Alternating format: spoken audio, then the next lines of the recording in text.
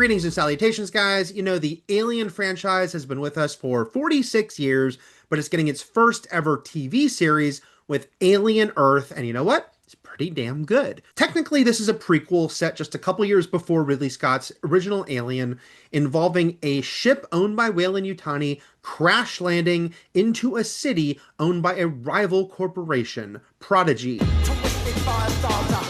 On board this ship are 5 different life forms, 5 different kinds of aliens. That's right, there's the xenomorph, but there's 4 we've never met before.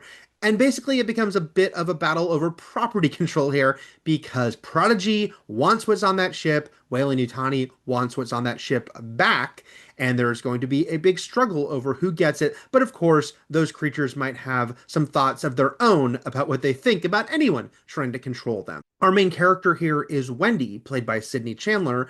She was a little girl who was dying and has been saved by having her consciousness put into a synthetic body, a first ever creation from Prodigy, but not the last, because she's quickly joined by several other kids who are also put into synthetic adult bodies. Alien Earth comes from Noah Hawley, who of course has had great success at FX, as the creator of Fargo, which is a great series. I also am a big fan of Legion, the X-Men adjacent show he did for them. And he brings a similar vibe here as far as his quirkiness and the fact that he's able to create a great dramatic center, but then his shows can kind of go into these strange, unexpected places as it goes on. And that definitely is the case with Alien Earth. There are some moments in this show that are pretty bizarre. And some of that is bizarre as far as the horror of it all and seeing unbelievably awful things happen to people, but sometimes it's through the interactions and through how the characters relate to one another.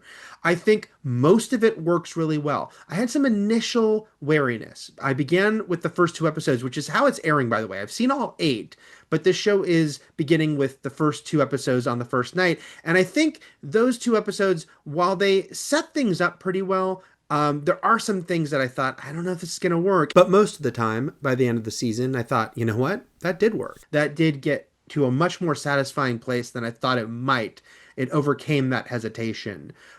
One place that it doesn't quite do that, I want to get this out of the way, is in the character of the head of Prodigy, the one who sends them on their mission, the one who has come up with this process to save people's lives, put them into synthetic bodies, and perhaps achieve immortality. And that is the character Boy Cavalier. And if you're saying, wow, that's a really on-the-nose name, I think that kind of sets the stage for why I don't think this character quite works. I really can't blame Samuel Blanken, who plays this character, just because I feel like he's doing exactly what was asked of him and how this character was written, which is to play this character who is called a boy genius repeatedly. That's something Wendy uses as a term to describe him over and over again. And his character name is Boy Cavalier. Again, it's a lot. And he's got all these mannerisms and, kooky aspects, and he bounces a ball all the time, and he's supposed to be kind of a weirdo. He's so super smart, but he's not great at interpersonal dynamics. And he's cavalier. Hey, like his name, with how he treats people. But I think besides the fact that it is so on the nose and so in your face, I also think we've just seen too many versions of this character. Of course, I realize the real life people that form the basis for any characters like this. And I think those people usually deserve to get a depiction as a ominous antagonistic character in a movie and a TV show. But I don't know if this series does anything new with the idea. Actually, their specific depiction of how he comes across reminded me a lot of the Jesse Eisenberg version of Lex Luthor in Batman vs. Superman. And as much as I don't like that movie, and as much as Alien Earth is a way better project overall than Batman v Superman, I did think that we kind of already saw a better version of the young tech genius who acts in this sort of weird, mannered way. But Boy Cavalier aside, I really like most of the characters here, starting with Wendy. I think that Sydney Chandler is really great in this role. It is, very much sort of a star-making performance as the center of this series, playing this child in this new synthetic body who now feels sort of otherworldly, like she doesn't belong, trying to figure out her place in the world, which are classic themes, but I think that she does it really well, brings a lot of interesting nuances on the performance level, Chandler, but I also think the character is very cool, and I really like kind of following her story. I had a lot of hesitation about the fact that she has this whole crew of other kids with her because there's a very cheesy version of this. You can quickly imagine, is this going to feel like, the Shazam family versus Alien? And I like the Shazam family just fine. I just don't think that they would fit well in an Alien story. So when you first meet them and they're all little kids in adult bodies and they all have some super strength, it feels like that's what it might be. And also, at first they have to do all the sort of quirky, like, oh, we're kids, and it's, adults acting silly, like it's the beginning of a body switch movie. But I think around the third or fourth episode, you kind of start to figure out who these characters are more. You start to get into more nuance with them and how they relate to one another. I still ultimately thought there was probably a couple too many of them. Some of them don't get to do as much as the others and feel a little extraneous. But by and large, I think there are interesting things to explore with these characters. And it certainly does ultimately go back to a theme that's been running through the Alien series since the beginning. Look, since we met Ash, played by Ian Holm in the original, and we met our first synthetic character, this idea of artificial life in Alien has been very prominent. It's something that Ridley Scott went way bigger on when he returned to the franchise with Prometheus and Alien Covenant. Those are very divisive movies. I happen to be a fan of both of them. But certainly thematically, artificial life and what it could mean and how it might affect humanity has another important part of Alien has always been there. And so these kids are this next step, right? We already know there's androids who walk around amongst humans in this reality, but now it's what if we can actually take the mind of a person, put it into a body, and give you immortality? It talks about the ethical questions of that. It talks about what it all means. It talks about how a company like Prodigy wants to profit off something like that. Some characters stronger than others. Wendy is one of them, but I also really like the character of Nibs, played by Lily Newmark. I do think the show goes a little too heavy on the Peter Pan element here, but Nibs begins to have a lot of questions about herself and who she used to be and who she is now.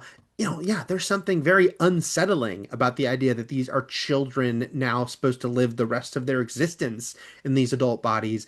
And yeah, I think that that character gets to explore some of that and how she doesn't feel right. Nor should she, And I think that, yeah, Noah Hawley, as it goes on, you can see he's not going to do the silly Shazam family version of this. There is something else to explore here with these characters in this environment. And, we still get classic recipe synthetics with Kirsch, played by Timothy Oliphant, who is a synthetic working for Prodigy, working for Boy Cavalier. Oliphant is interesting here because he's the only super recognizable actor. The other cast members do have impressive resumes. If you look up their credits, you might recognize them from one thing or another. And if you look up their IMDb, you'll see, oh yeah, they've done a ton of things. But Oliphant stands out as the person you're going to probably recognize the most, that most viewers will recognize. And I actually really like that about the show, using actors who are, I don't know if unknown is quite the word, but less famous. But I think Oliphant is really cool in this role. He brings that eccentric vibe we've come to expect from the synthetic characters, going back to Ian Holm as Ash, going to Lance Henriksen as Bishop, and continuing through things like Fassbender playing his characters in the prequel films. And so he's very interesting here. And, we are wondering constantly what he is thinking. And another great character is Babu Sise as Morrow, who's really kind of our main representative of Weyland-Yutani. Weyland-Yutani is an important part of this series as far as everything going on with this ship and what's on it, but he gets to sort of physically represent them the most because he was on that ship. He wants to get what was on that ship back for Weyland-Yutani, and I really like getting to know that character, what makes him tick, what motivates him. There is a flashback episode that fills in a lot more backstory for him. It also gets to function as its own kind of mini alien movie. And it's a really cool episode. Let's talk about the alien of it all, though, the title character, or in this case, title characters. Because, yeah, the xenomorph, certainly a big part of the show, but it's not alone this time because there's 4 new aliens. And Noah Hawley has talked about how he wanted to kind of get back to the insanity of the first Alien, of what it was like to see that for the first time, to see what this thing does to someone for the first time with the chest burster and the shock of that. I think he's really accomplished that because 4 new aliens, and guess what? They all do horrible things to the human body, continues the alien tradition of body horror, but in very sort of clever, appropriately gross ways. They're all interesting. They all have moments that made me go, "Oh no!" Seeing what was happening. My favorite might be this guy who's he's kind of a big eyeball, or I should just say he's kind of a ball with a bunch of eyes on it because there's multiple eyes on that orb, and then he's got tentacles. And he does things to people or animals when he encounters them, and it is attention getting. I think this show works really well on that sort of horror sci-fi vibe that Alien does so well. I had a lot of loud reactions watching it. It's appropriately tense when it wants to be, and creepy, and it has some good jump scares, but also just has those moments of watching something bad happen to someone, and it's going, oh no, oh whoa, that shouldn't happen to someone's face, but it's currently occurring. There are some elements of this show I wonder if some alien purists might rebel against. Like, look, again, it does star a bunch of kids, technically, even if adult actors are playing them. Uh, and it's about the synthetics or the hybrids, I should say, the humans inside synthetic bodies. Again, I do think thematically that really matches a lot of what we've seen in previous Alien stories. The xenomorph is very much a prevalent part of the show, but not always centered as we have these other alien creatures. But I think all these things are things that you kind of have to do if you want to have an ongoing Alien series. Because, yeah, Alien movies are cool, but you can't just repeat that for multiple hours over and over again of a TV show. I think this does a good job of expanding out the world and going to different places. Some of it is initially a little jarring, just even on sort of the technical aspect or the approach when music's concerned. Every episode of this show goes to closing credits on a rock song, mostly from the 1990s. I really kind of went with it and had fun with it. If you've watched other Noah Hawley shows, you know songs and music can be pretty important to it. So yeah, this is set in the far future, but who's to say what's still popular in the far future? This is the first time we're getting to explore Earth in an alien story in an expanded way. AVP movies do not really count to me, guys. I'm sorry. And they don't count to anyone's canon, except for those two movies alone. So yeah, I really like getting to see Earth here, what that's like. I love getting to see a xenomorph in these different environments. There are scenes set in bright daylight. Outdoors involving xenomorphs and things happening to people encountering xenomorphs, and it just instantly gives it a different vibe from what we're typically seeing in Alien, which is on spaceships, and sort of steel, cold environments. Now we're getting to open up the world in an interesting way here. And yeah, I like that what we're getting to learn about sort of the corporations that are ruling the Earth, all these little tidbits. I don't know how much this might contradict continuity. Noah Hawley, it remains to be seen how much he cares or not. This raises a lot of questions as a prequel about how can this match up what we've seen in the other movies, especially the ones that most of which take place after this show, and things this show introduces that are never acknowledged in those future events and why that is. But I think that, that is the job of a good prequel to answer in a satisfying way. And so far, I think this is a pretty damn good prequel that I would welcome more seasons of. So yeah, a couple of aspects I don't think worked as well aside. I think this is a very successful foray into television for the Alien franchise. I'm glad in 2025, both Alien and Predator are going strong as franchises, getting new iterations that are mixing things up and showing us that there are different corners of these universes, or I guess combined universe, going by the Predator Badlands trailer, to explore. And I do welcome more of it. I think this show kind of has its cake and eats it too, because it does hit the nostalgia beats, right? We get a Weyland-Yutani ship that looks very similar to the Nostromo from Alien and lets us see a recreation of most of those sets and the mother set with all those lights and all those sort of 70s sci-fi aesthetics. So it gets to give you that endorphin rush, but then it also gets to introduce a lot of new things we haven't seen before in Alien. And I think you can't just have nostalgia beats. Yes, I get a rush from it. Most of you get a rush from it. It works,